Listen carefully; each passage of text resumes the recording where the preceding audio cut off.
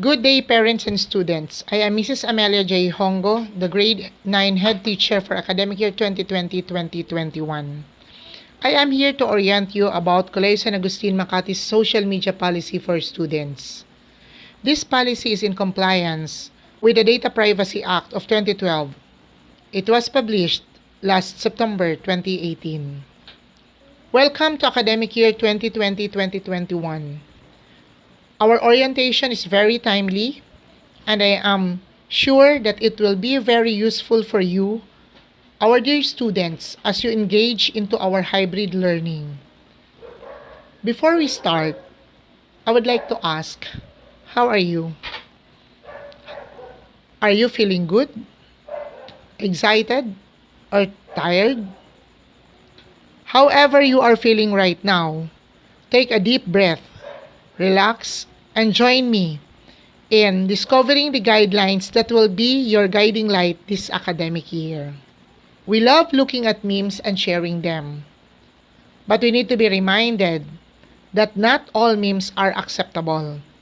We need to be guided properly on what to share and not what to see online. Our social media policy will also guide and remind us to avoid using mean words that might hurt the feelings of other people. Rationale. Colegio San Agustin acknowledged that social media is a powerful tool to promote the gospel, school's vision, mission, trust, to enhance and to facilitate communication and learning, and to build connected communities. But CSA is also aware that social media can pose risk to the community.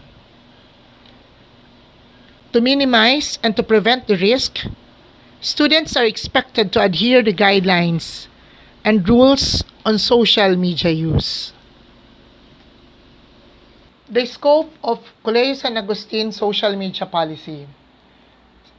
This is in consonance with the Student Handbook, School's Code of Conduct, Child Protection Policy, and the Data Privacy Act. This social media policy applies to all students of Colegio San Agustin and their parents. It covers all social media and media platforms, social networks, blogs, photo and video sharing, online forums, social bookmarkings, electronic mails, and others. But it's not limited to Facebook, to Instagram, Twitter, or Tumblr. The social media policy aims to provide guidelines on the responsible use of social media and media platforms to avoid issues that might arise by careless use of it.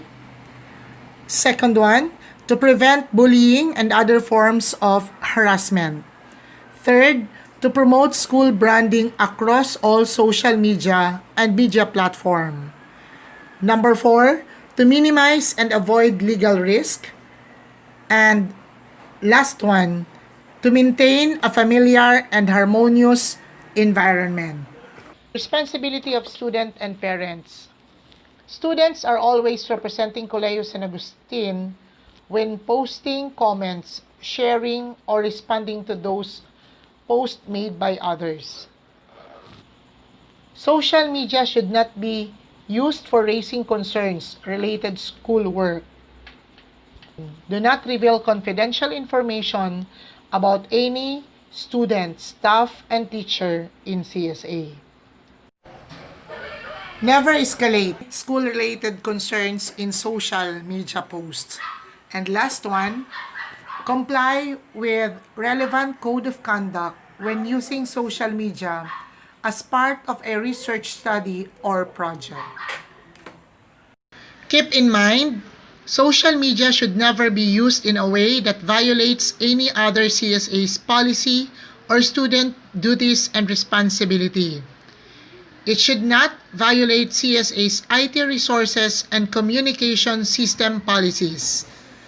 It should not violate CSA's academic policies, including policy on plagiarism, violate CSA's code of conduct, It should not violate CSA's anti-bullying policy. It should not violate CSA's privacy policies. And it should not violate CSA's child protection guidelines. For the personal use of social media, it is not permitted on school hours by means of schools' computers, networks, and other IT resources.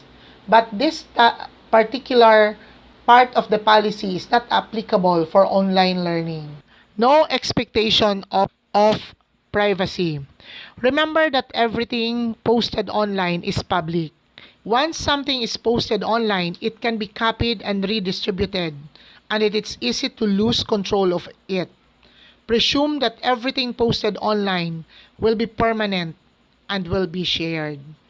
I would like you to take note that CSA reserves the right to monitor, to review, and use without further notice information retrieved from social media, emails, files, and data.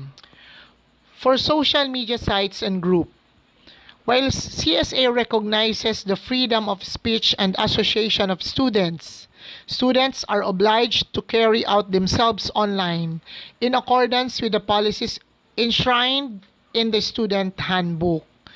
Students who create online groups for the purpose of facilitating communication among classmates, information dissemination, announcements, and the like must comply with the rules and regulations of CSA.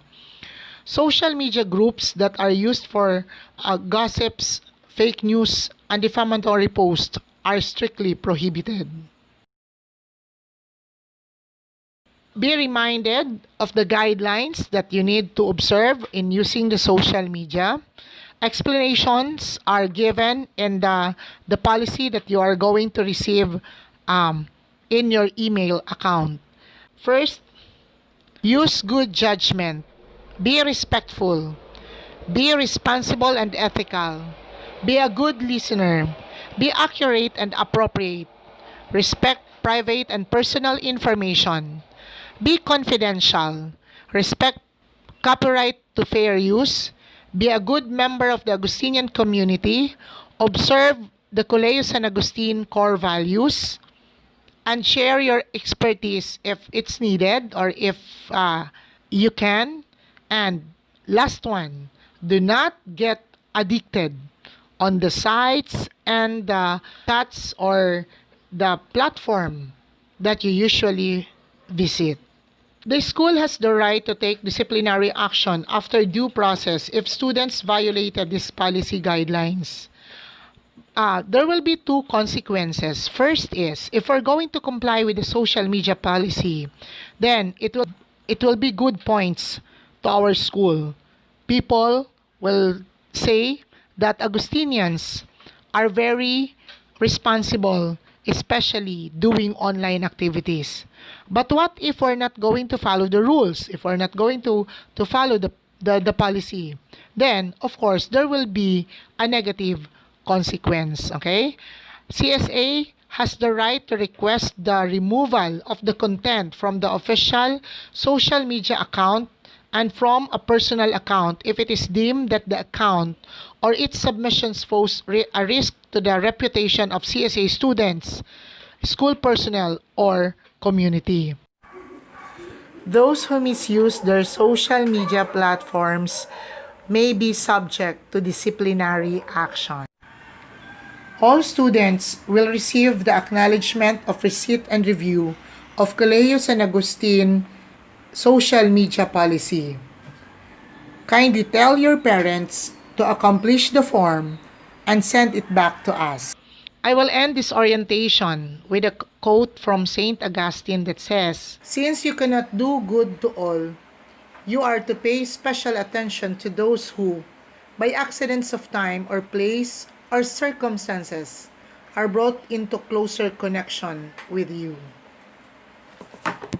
When you give your comments online, always remember to do good to all. Thank you and have a nice day.